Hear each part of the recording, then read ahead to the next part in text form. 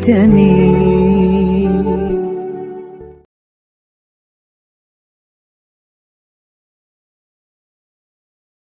Tapi di beberapa ayat orang kafir ya diceritakan Allah bahwa mereka mendustakan para rasul. Makanya tadi mereka tidak mendustakannya dalam konteks apa? Paham ya? Mereka mendustakan dalam konteks apa? Ya sama, Nabi misalnya ngendikan wong sing ning omahe ngrumat asu. Iku malaikat gak par-par. Lan ibadahe ditolak pangeran dihapuskan sekian hari. Mau ono cerita ngombeni asu di sepuro, saiki ono cerita ngrumat asu. Masalah, malaikat saja tidak mau dekat. Faham sebelum maksud ini? Ben sampean ngerti bahwa meneliti ulumil Quran itu rumit. Dan itu butuh ulama. Ulama saja jangan hanya baca tapi punya tradisi ahwal. Nak kowe maca tok iku gendeng. Kaya wong maca tafsir Sawi, bariku maca tafsir Jalalain terus diperbandingkan tafsir Ibnu Katsir. Kalau dia tidak punya ahwalil ulama, malah jadi setan. Keman ta'alama bila syai'in fa syai'uhu setan. Makanya ada cerita unik. Jadi ulama di situ ya rada unik, ya rada beling tapi belingnya ulama. Ana ulama jenenge Akmas, wis gak priyayi, senang masjid, labine dicoplok. Bareng labine dicoplok niku guntingi bulu ketek. Napa cara mriki kelek niku? Pokoke bulu ketek, itu diguntingi. Temenan ning jero masjid, gak klambenan. Sing pas iku ana mubalek pidato. Zaman itu Akmas itu terkenal lah populer. Terkenal.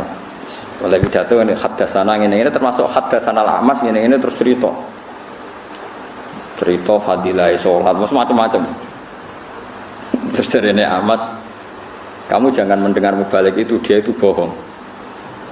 Terus setelah itu mubalek itu enggak tahu kalau itu Akmas. Ala tastahiyya syekh, kamu apakah enggak malu di depan orang banyak di masjid? Napa guntingi bulu ketek di depan umum? Boyo desain barang. 5 ada. Kenapa saya harus malu? Ana fi sunnatin wa anta fi kisbin. Termasuk sunnah, termasuk fitrah adalah guntingi bulu ketek. Ana fi sunnatin. Kowe bodoni. Kok bisa saya ini mubalek, saya ini pidato. Anal Amas. Kowe muni haddatsan al Amas, anal Amas sing jenenge Amas yo aku iku. Kowe mula-muli muridku aku ora kenal kowe. Ini penting kula aturaken karena sekarang orang itu meneliti Islam itu tidak pakai guru. Sehingga cara memahami dia tentang nahi mungkar atau tentang amar ma'ruf, tentang apa saja itu tidak punya ahwalal ulama. Makanya kalau menjadi ulama tradisinya selain memegang beberapa literatur atau marojek kitab-kitab sahihah, al-kutubus sahihah, juga ada ahwalal ulama. Ahwal itu satu perilaku konsensus yang diyakini antar ulama. Ya saya ulang lagi, yang diyakini antar apa? Diyakini antar ulama. Ini penting kalau aturaken.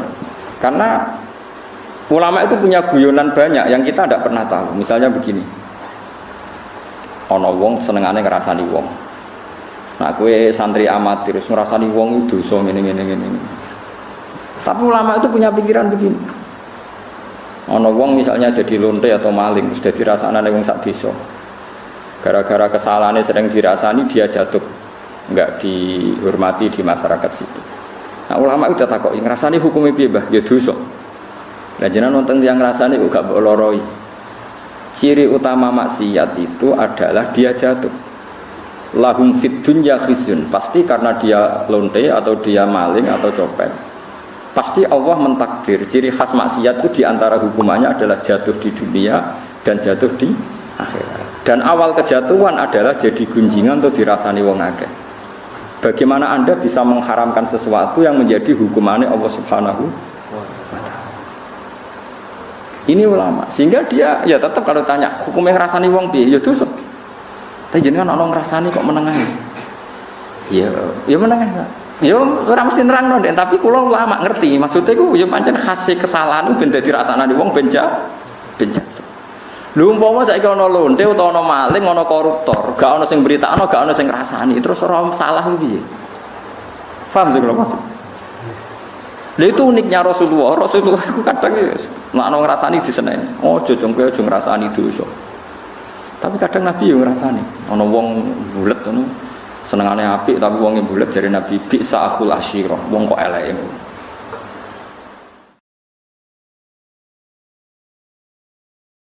Akhirnya terus ulama mulai ngarang kitab.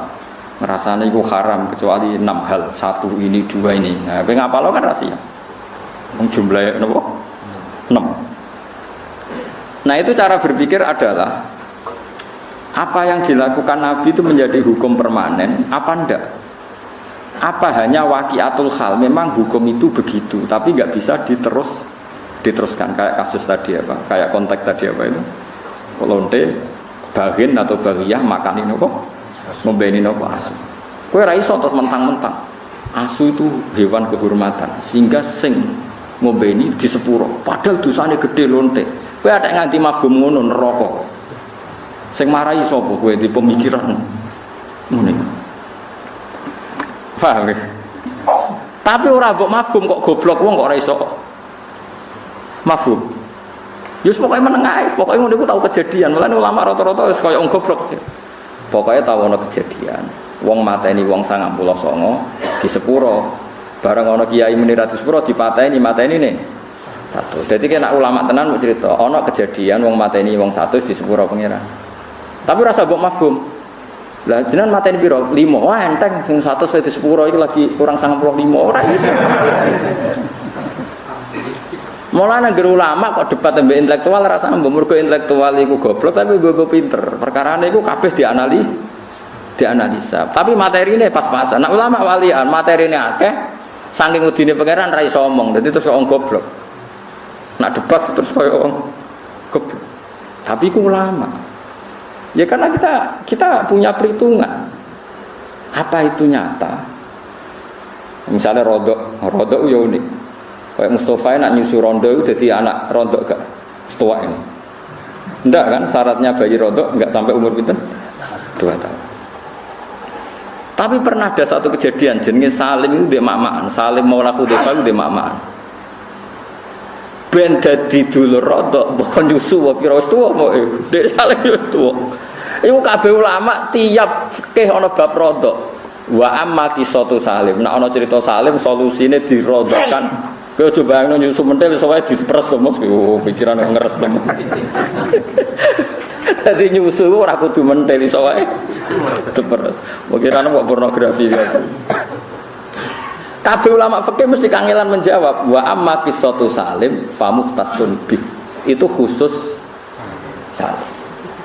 Jadi kadang apa yang dilakukan fatwanya Rasulullah itu kadang kejadian khusus, enggak bisa digeneralisir. Karena kalau kamu generalisir ya bingung tenan. Misalnya di surat yang sama, di surat Tobat ada faqtulul musyrikina aitsu wajadumuhum satrusik. Bunuh orang musyrik ketika ketemu di mana saja. Di ayat yang sama, di surat yang sama, tapi ana ayat wa in ahadum minal musyrikina stajaruka fa'jiruhu hatta yasma'a kalam. Kalau mereka ingin ngaji ya ulang ngaji sik. Karwane nek diulang ngaji ra iso-iso, ya piye meneh. Tapi nak masalah ra iso ora kudu wong kafir, wong Islam diulang ngaji ra iso-iso kan ya akeh. Ya napa mboten?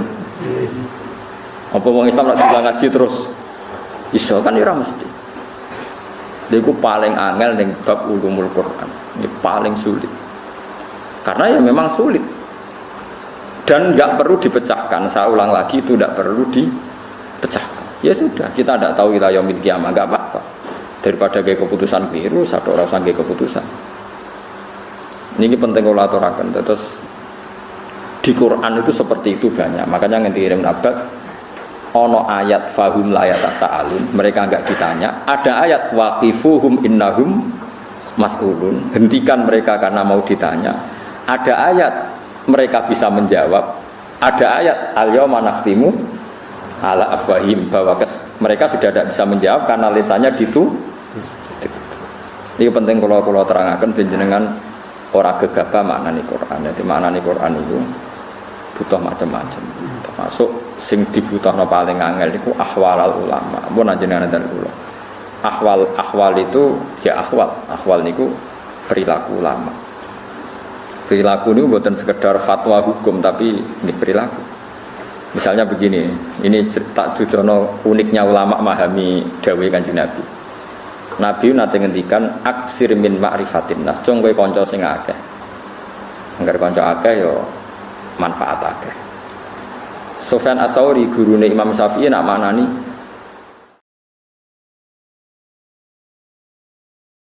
maknane aksir min ma'rifatin nas, maknane aklil. Kowe iku nak kancanan sithik wae aja akeh-akeh. Kok saged wong hadise akeh kok ngongkon sithik. Ya maksudnya nak kowe kancanan wong macam-macam kok terus kecewa. Nek kecewa dadi entuke ono sithik. Terus ditakoki mbek murid, dalile napa nak maknane ngoten? Ya dalile gampang. Kowe kancanan akeh tujuan apa? Nggih kersane kathah silaturahim. Kowe kecewa mbek wong sing kenal tambah sing ora kenal, ya mbek sing kenal. Kowe ngrasani wong to nyakiti wong mbek sing kenal ta sing ora kenal, ya mbek sing kenal. Berarti kenal wong akeh potensine dosane wong ganggu wong akeh, ngrasani wong akeh. Kula mau ora kenal Mustafa kan ya ora tau miso, ya ora tau kecewa, berhubung kenal. Napa? Kecewa. Wahal tungkirun nas ilaman ta'rif. Kowe ora bakal kecewa mbek wong kecuali wong sing misalnya kowe darani tanggamu sombong. Kenapa mbak rani sombong? Mergo kenal. Bareng kenal ketemu ra nyopo, sombong ketemu wong gledak-gedek ra takok. Misale kene ning Jakarta wong gledak-gedek ra kenal kowe mbak rani sombong to ora? Ana cahayu kowe kenal. Mbok jak kenalan ra gelem, kowe darani sombong, tanggaku tak jak kenal ra gelem. Artis sing ra kenal kowe ya ra kenal kowe, jute ya ora barani sombong, mergo mboten apa? Itu ulama. Nabi dawuh aksir min ma'rifatin nas, ndekne maknane aklil min ma'rifatin. Itu kan enggak gampang, orang punya pemaknaan seperti itu enggak gampang. Butuh sekian ribu hadis yang dia hafalkan sehingga dia tahu yang dimaksud tradisi Nabi itu seperti itu. Belum lagi di masa ilafigiyah, di masalah-masalah fikih. Imam Syafi'i kecil ketika umur 15 tahun, 16 tahun itu menjadi mufti. Itu mau dites ngene tok mbek gurune. Niki rungokno tenan. Nabi nate dawuh ngeten, wes wong pinter kaya apa nak maca teks hadis ora ora paham, nak ora ngerti ahwalnya Rasulullah. La tukharrikut ta'ira min wakanatiha. Aja geman ngubahno kurungan manuk. Nggih, aja geman nak manuk ning kurungan niku mbok obahno. Wis ngono tok Nabi ngendikan. Manuk nak ning kurungan di napa sangkar itu aja obahno. Mesti pikirane wong kan sakake manuke lagi ngantuk kok diganggu. Utawa piye lah pokoke lha opo obahno tujuane opo. Tapi Imam Syafi'i wong alim alama, gurune mbak wong alim. Oleh maknane ngeten. Karena fil jahiliyah, di zaman jahiliyah niku wonten tradisi. Kalau mau pergi itu tes-tesane iku manuk. Manuk dak kok kurungan terus digusah. Dibuka posisi kurungan tapi lawangnya dibuka. Nak digusah mi bernganan berarti lunga iki mubarak. Lunga ini berkah. Bahasa Arabe manuk ta'ir. Ta'ir itu bahasa Arab maknane napa? Manuk. Nak digusah melayu ngiri berarti lungane gak barokah. Lah Nabi itu melarang orang pergi atau orang bisnis berdasar mibere manuk. Lah itu disebut qalu innama ta'irukum ma'akum inna tatoyarna bikum. Jadi wong Arab itu tatoyur itu membuat keputusan penting berdasar terbangnya manuk. Paham sih kalau maksud? Bayangno misalnya sampean gak di tradisi ulama terus mau teks hadis, jong manuk iku jobano apa kurungane. Terus kowe maknane kan mau ngono tok. Paham sih kalau maksud? Tapi Imam Syafi'i iso maknane iku adalah wong Arab memutuskan sesuatu penting berdasar mibere manuk. Mulane ning Quran disebut innama ta'irukum ma'akum inna tatoyarna bikum wa kullu insanin alzamnahu ta'irahu fi 'unuqih. Kabeh kata ta'ir. Bareng Imam Syafi'i iso nerangno ngono terus gurune nangis. Al yauma aftiya Aba Abdillah. Kowe cek cilik lah wis oleh fatwa. Wong kok pintere ngono. Kowe iso bulet to manuk iso bulet. Kowe iso bayangno wong pinter kan ya. Lah iki mboten wong maca terjemah Quran wis ngaku ahli Quran, maca terjemah hadis dari ahli napa?